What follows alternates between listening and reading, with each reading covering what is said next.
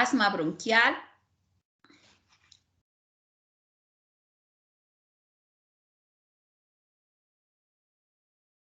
infección urinaria,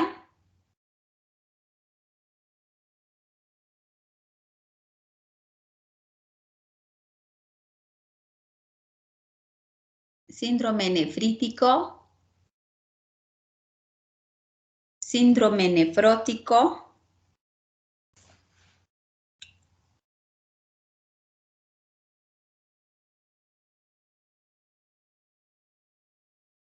cardiopatías congénitas,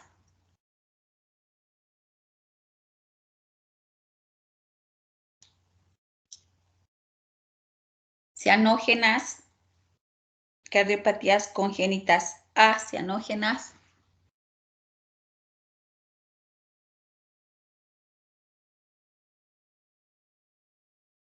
insuficiencia cardíaca,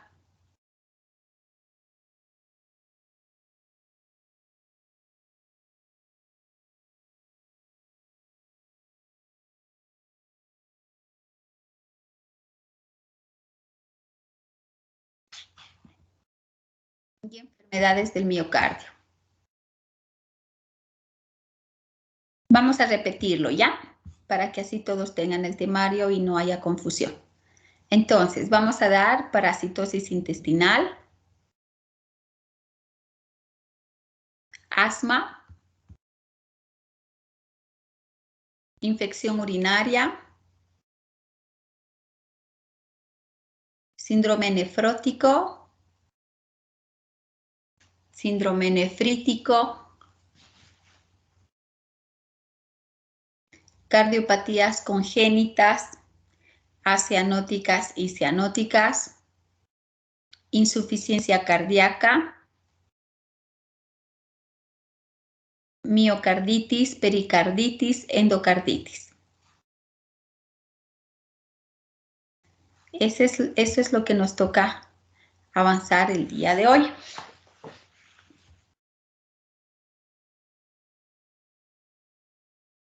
Más las cardiopatías congénitas cianógenas. ¿Alguien le faltó, chicos, o todos estamos completitos?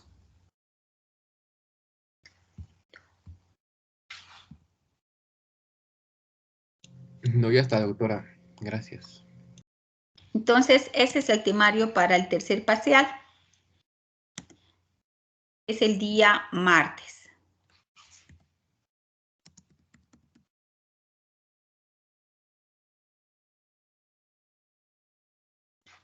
Muy bien. Entonces, ahora vamos a llevar lo que son las cardiopatías congénitas cianógenas.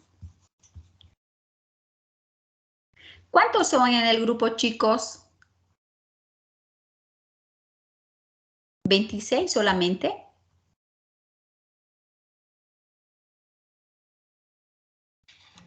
Ni idea, doctora. No se preocupen, está bien. Tranquilos.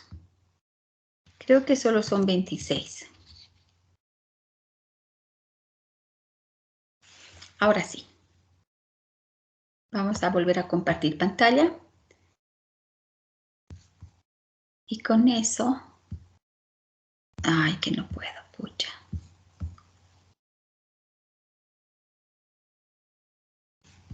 Y con esto empezamos la clase.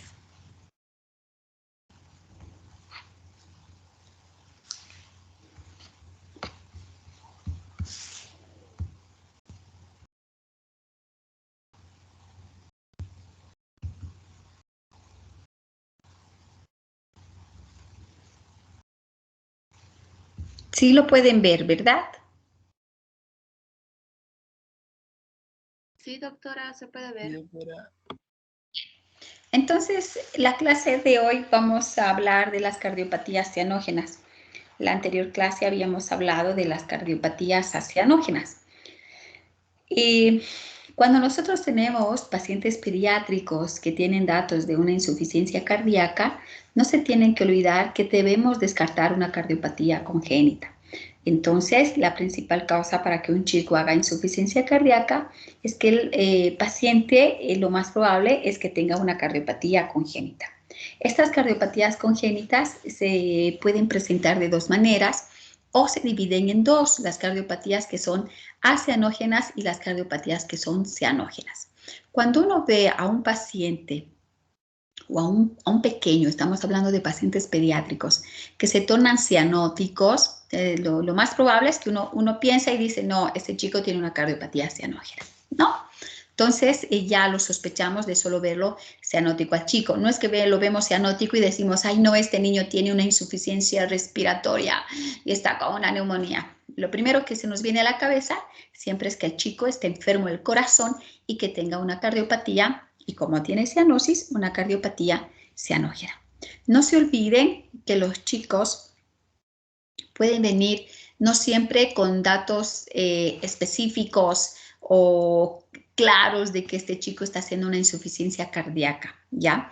Y los signos y los síntomas de chicos que hacen insuficiencia cardíaca, no se olviden que pueden venir con tos, que pueden venir con disnea, pueden tener ingurgitación yugular, pueden tener hepatomegalia, pueden tener cianosis, pueden tener disnea, puede incluso el paciente tener un aumento de peso no adecuado para su edad, es decir, que tienen bajo peso o son chicos que no se alimentan muy bien, ¿no? Entonces, hay que tomar en cuenta todos estos pequeños detalles para que nosotros podamos sospechar de que probablemente este chico sea un portador de una cardiopatía congénita. Muy bien, vamos a hablar ahora de las cardiopatías cianógenas. Y para que un niño que sea portador de una cardiopatía y tenga cianosis, se debe a dos causas. Una, que hay una disminución del flujo pulmonar con un cortocircuito de derecha a izquierda, como por ejemplo la tetralogía de Fallot.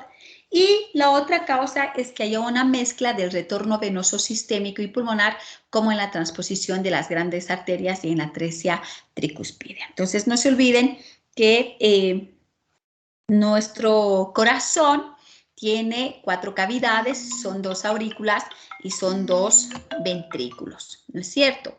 Entonces, la sangre que va a llegar a través de la vena cava a la aurícula derecha, esta sangre que no es oxigenada va a llegar al ventrículo derecho, y del ventrículo derecho a través de la arteria pulmonar va a pasar sangre hacia los pulmones, se va a oxigenar y va a volver a través de la vena pulmonar a la aurícula izquierda, sangre ya oxigenada, y de la aurícula izquierda pasar al ventrículo izquierdo y pasar por la aorta hacia la circulación sistémica, sangre que es oxigenada. Pero ¿qué es lo que pasa si tenemos de que el flujo que le va a llegar a la arteria pulmonar para llevar sangre al corazón va a estar disminuido?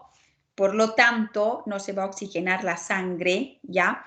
O la sangre va a pasar de la aurícula derecha a la izquierda o del ventrículo derecho al ventrículo izquierdo en una sangre que no es oxigenada como una oxigenada, que es el cortocircuito de derecha a izquierda. Entonces el paciente obviamente se va a poner cianótico, ¿no? O que haya una mezcla del retorno venoso, que es lo que pasa también en los pacientes que tienen transposición de grandes vasos. Entonces esas son las causas de por qué un chico que tiene una cardiopatía congénita además va a presentar cianosis. Y la primera cardiopatía cianógena, y la más frecuente además, es la tetralogía de Fallot. Se denomina tetralogía de Fallot porque esta cardiopatía tiene 4 hallazgos anatómicos. El primero, que es una comunicación interventricular de salida grande, un cabalgamiento de la aorta sobre el tabique interventricular, una estenosis subpulmonar que va a causar la obstrucción de salida del ventrículo derecho y una hipertrofia ventricular derecha. Entonces, fisiopatológicamente hablando, podemos ver la próxima diapositiva, que no me deja y no sé por qué. A ver, denme chance un segundito, segundífero.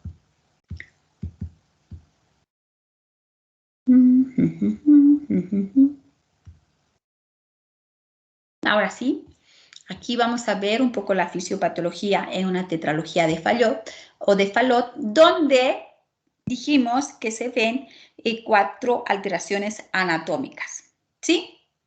Entonces, estamos viendo que hay una comunicación interventricular amplio.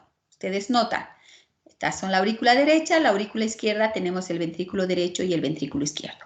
La sangre va a pasar del ventrículo derecho al ventrículo izquierdo. Entonces, se está mezclando la sangre que no está oxigenada con una sangre oxigenada. Sabemos que tiene además una estenosis de la arteria pulmonar. Hay una estenosis de la arteria pulmonar, que es esta. Se ve, hay unas figuritas verdes que está produciendo una estrechez del flujo de salida del ventrículo derecho hacia la arteria pulmonar. Luego vamos a tener que la aorta, esta es la vena pulmonar, la aorta se va a cabalgar, bueno, acá en la figura no se ve, pero esta cabalga directamente el tabique interventricular. Y por último, la fuerza que hace el ventrículo derecho para poder expulsar la sangre hacia la arteria pulmonar y esta se oxigene, no se puede porque hay un stop, hay una estenosis. Por lo tanto, el músculo cardíaco hace cada vez más fuerza, va más fuerza y se hace hipertrófico. Hay una hipertrofia del ventrículo derecho y obviamente esta fuerza también hace de que pase la sangre del ventrículo derecho al ventrículo izquierdo. A eso se denomina flujo de derecha a izquierda. Por lo tanto, acá la sangre que de acá pasa oxigenada, con esta que no está oxigenada se mezcla y el paciente va a tener en la circulación sistémica sangre no oxigenada y esa es la razón de por qué los pacientes están cianóticos.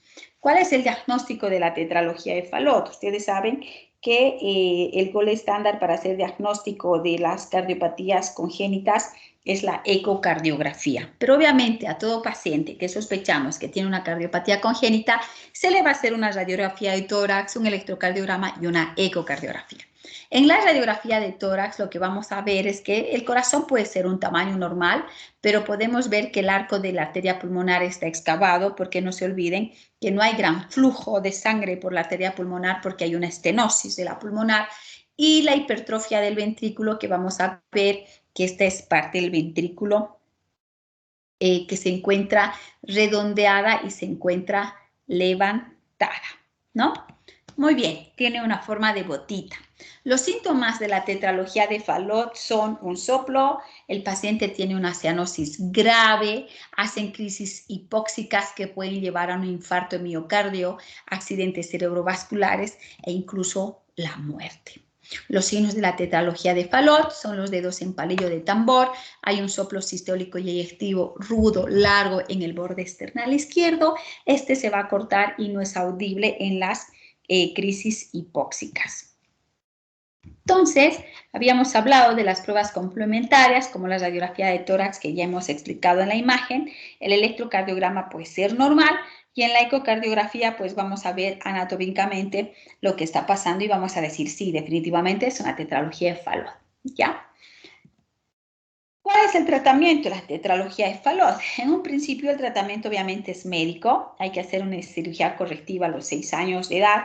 Las crisis hipóxicas requieren un tratamiento inmediato, son pacientes que requieren sedación, analgesia, pueden recibir propanolol, se debe de administrar líquidos endovenosos para mejorar el volumen, se debe de utilizar bicarbonato para tratar la acidosis que presentan estos pacientes, y muchos van a requerir una ventilación mecánica para reducir las demandas metabólicas de oxígeno con una parálisis muscular.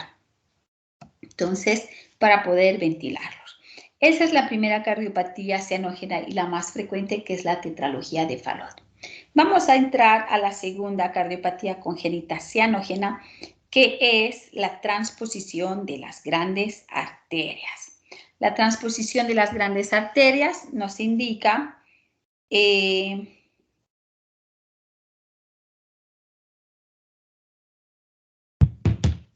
los vasos grandes, como son la arteria pulmonar y la aorta, salen de un lugar de donde no deberían.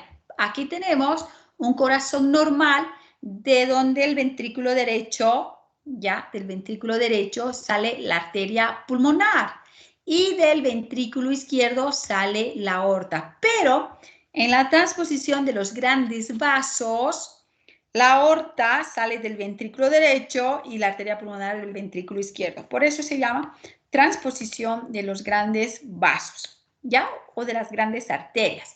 Entonces, acá está que la aorta se conecta al ventrículo derecho, la pulmonar se conecta al ventrículo izquierdo. Y obviamente la sangre desoxigenada va a volver al organismo y la oxigenada va a volver a los pulmones.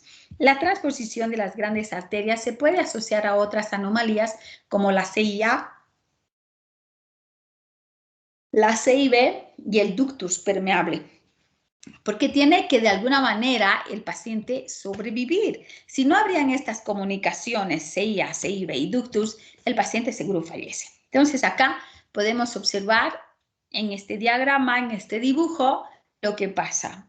De la aurícula derecha o del ventrículo derecho, mejor dicho, debería de salir la arteria pulmonar y venir por acá, oxigenarse en el pulmón y luego volver y de acá recién a la circulación sistémica. Pero como ustedes se dan cuenta, del ventrículo derecho sale lo que es la aorta hacia la circulación sistémica, pero el ventrículo derecho, las cavidades derechas reciben sangre no oxigenada. Y esta sangre oxigenada, como estamos hablando solo del cambio de vasos sanguíneos, que de acá sale la arteria pulmonar, entonces la vena cava va a seguir nomás normal, desembocando en la aurícula derecha. Entonces, de acá del ventrículo derecho, en vez de ir sangre al pulmón, se va a la circulación sistémica y sigue recibiendo la circulación sistémica sangre no oxigenada todo el tiempo. Y en el caso del ventrículo izquierdo, que debería de salir la aorta, sale la pulmonar, y la sangre que ya está oxigenada vuelve al pulmón, se vuelve a oxigenar y vuelve a la cavidad izquierda y se vuelve a oxigenar.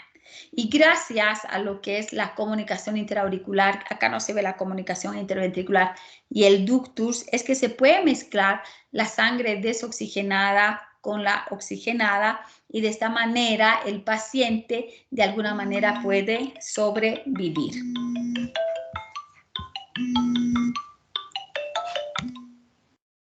¿Cuáles son los síntomas? Los síntomas son, obviamente, cianosis, ¿no? Dedos en palillo de tambor, igual que una tetralogía de Fallot, un segundo tono único y un soplo sistémico que puede no haber. Las pruebas complementarias, como ya sabemos, la radiografía de tórax, el electrocardiograma y la ecocardiografía. La radiografía de tórax va a mostrar un mediastino superior estrecho, silueta cardíaca que semeja a un huevo y un aumento de la vascularización pulmonar porque obviamente circula tanta sangre oxigenada por el pulmón. En el electrocardiograma este se va a ver normal y la ecocardiografía muestra las conexiones anómalas y las anomalías asociadas de la transposición de grandes vasos, que es esta cardiopatía.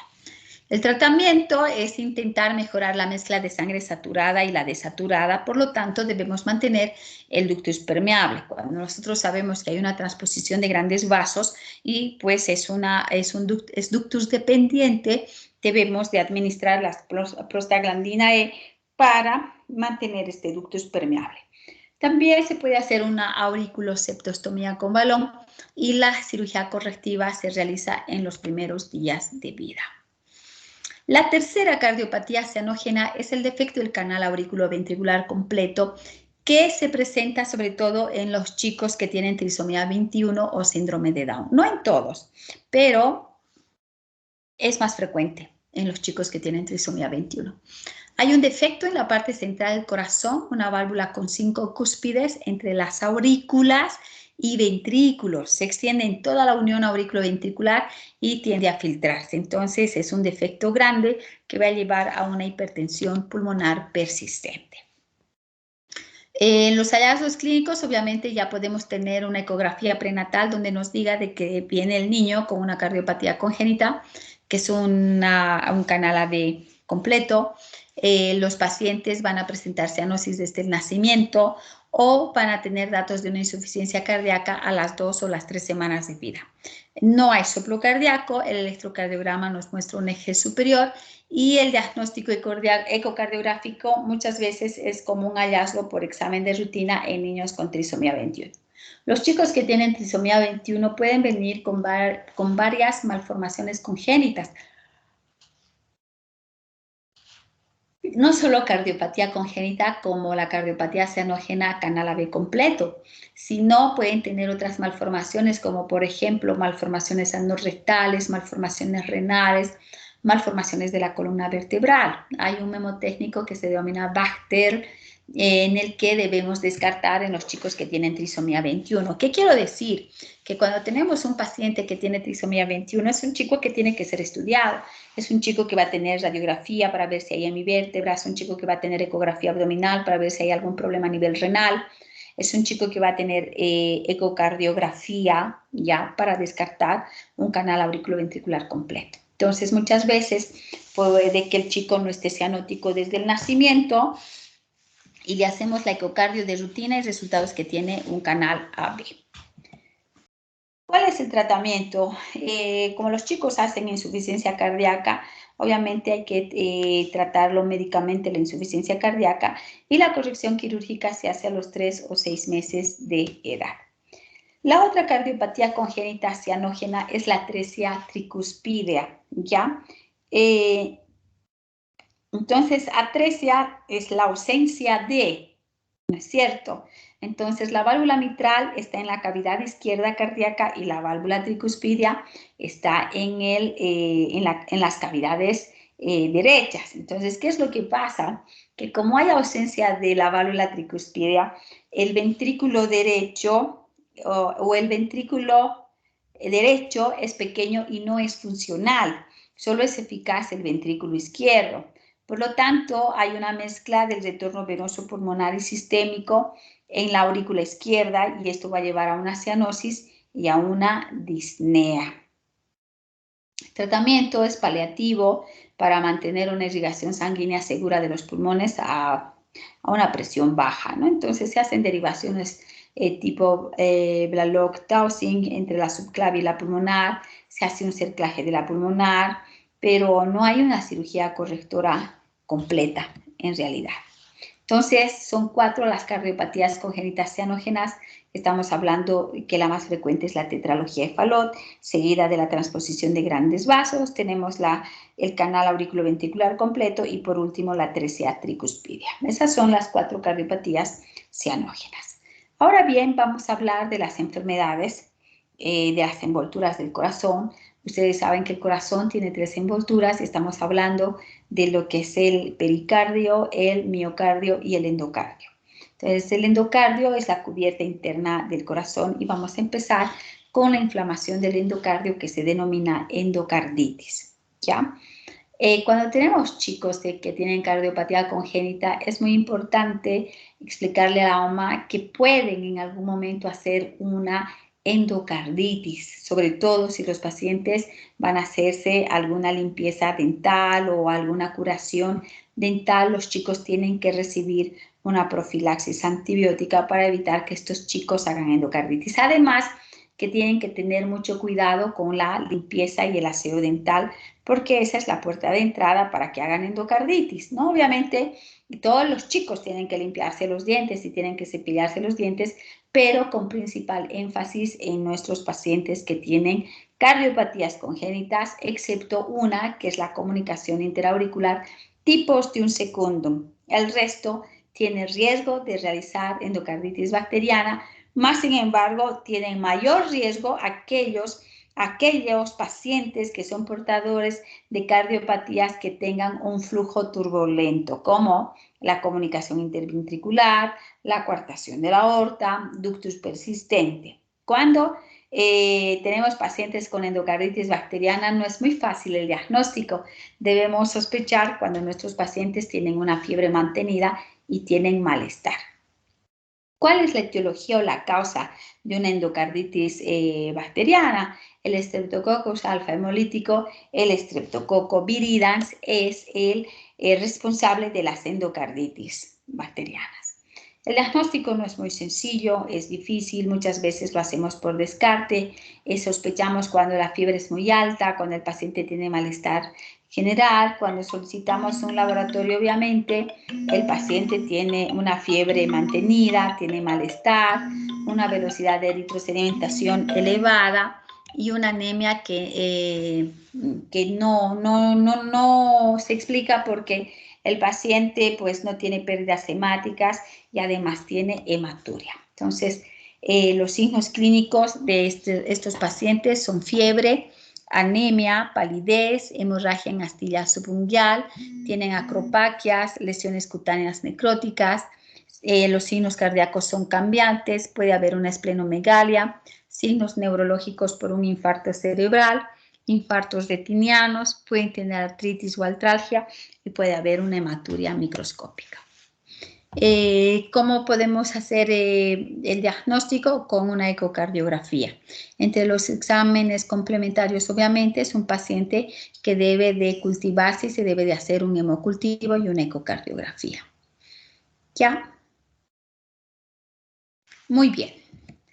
¿Cuál es el tratamiento? Estamos hablando de un Streptococcus viridans, entonces se da dosis elevadas de penicilina asociado a un aminoglucósido.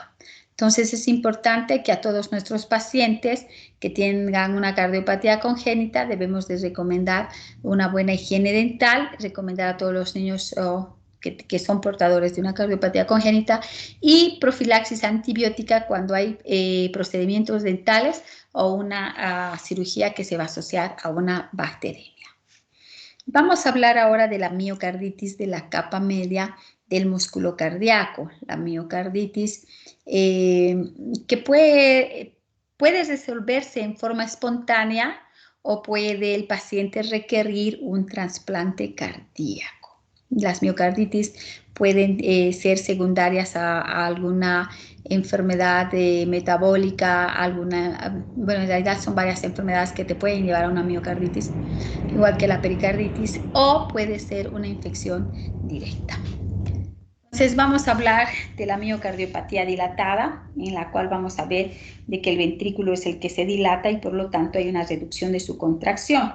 Esta puede ser hereditaria o puede ser secundaria a enfermedad metabólica o a una infección viral directa del miocardio. En el caso de las enfermedades secundarias a enfermedad metabólica, por ejemplo, una enfermedad como la hepatitis, que en realidad es una infección viral, esta puede llevar a una miocardiopatía dilatada.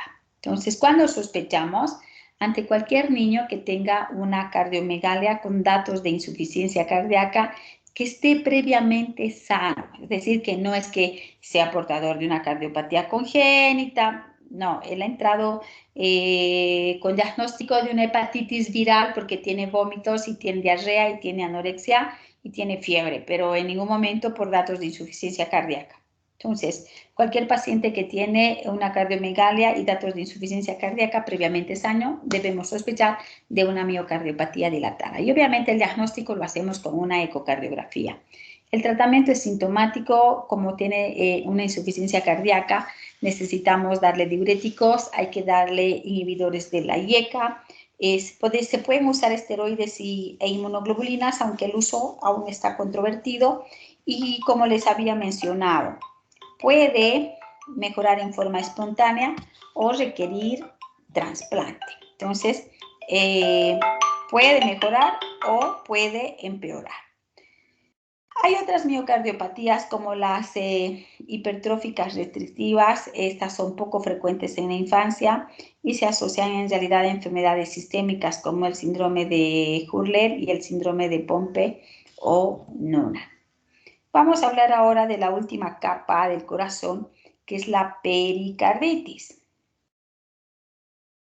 Muy bien. El pericardio es la última capa del corazón.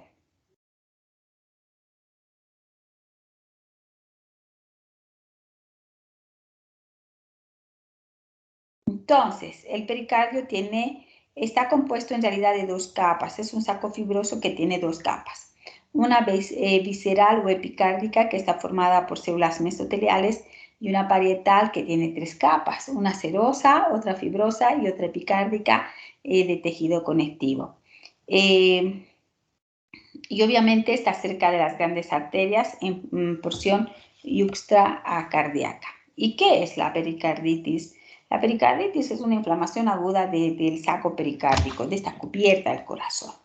Y las causas son muchas, muchas, empezando por VIH, por los trastornos autoinmunes, por enfermedad del tejido conectivo, por hipotiroidismo, por fármacos anticoagulantes, antitrombolíticos, insuficiencia renal, procedimientos quirúrgicos del corazón, por traumatismo, por infecciones bacterianas, virales, por hongos, por parásitos. Las neoplasias producen también pericarditis y la fiebre reumática.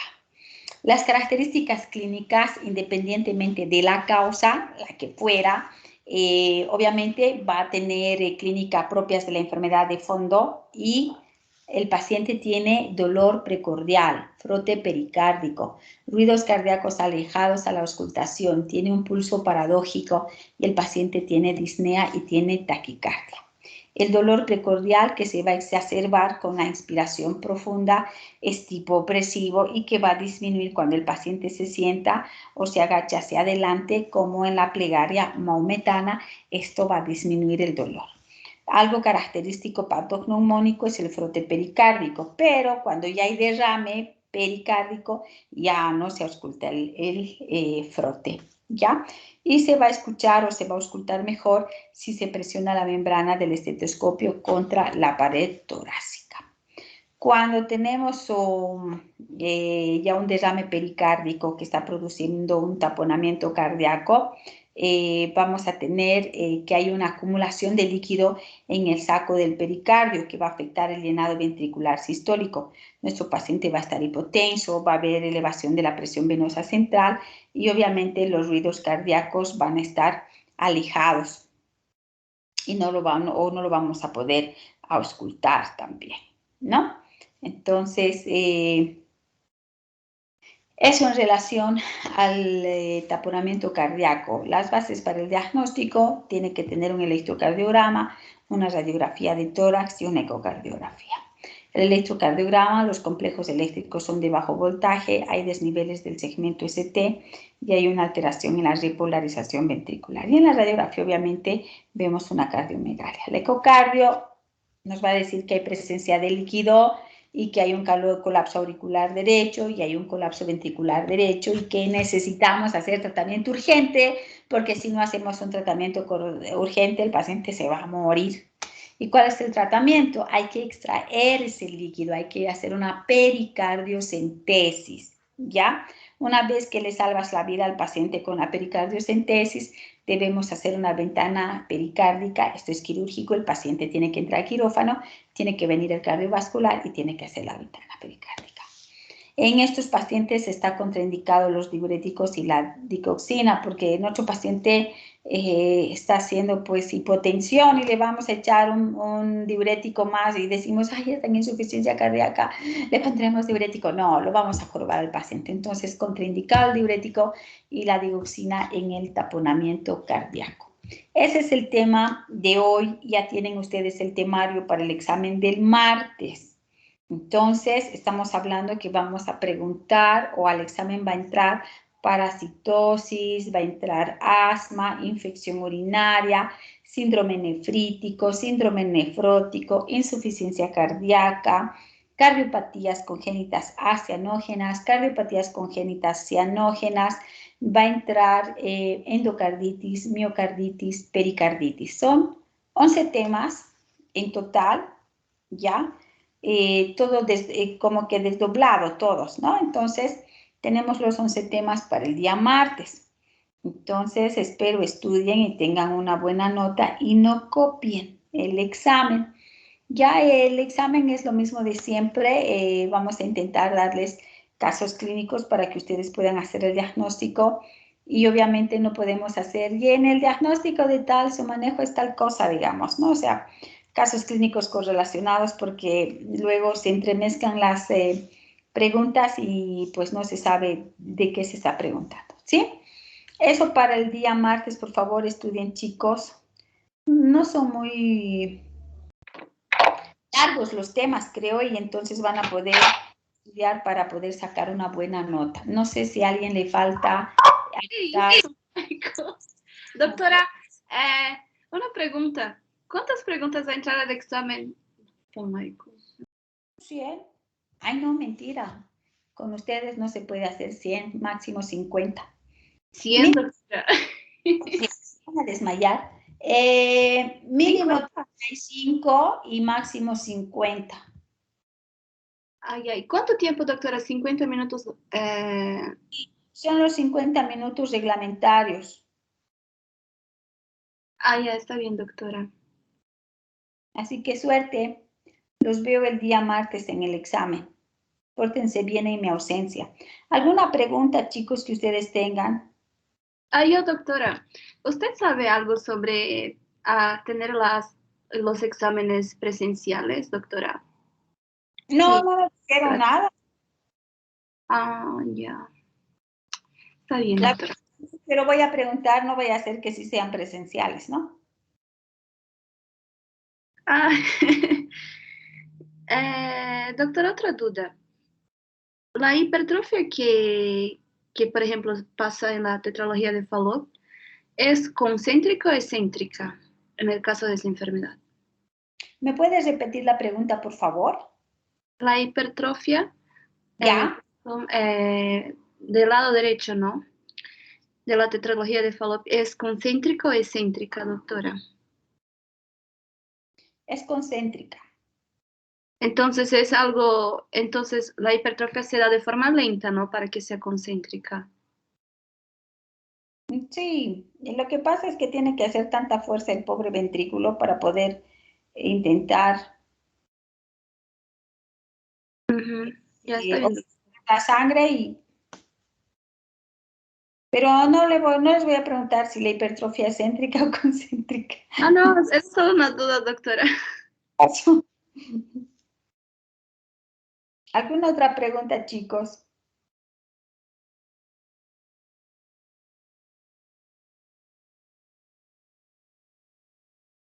Creo que no, doctora. Nos vemos entonces el martes en su examen. Pórtense bien en mi ausencia, chicos, y estudien. Gracias, doctora. Gracias, doctora. Hasta luego, Buenas doctora. noches. Buenas noches.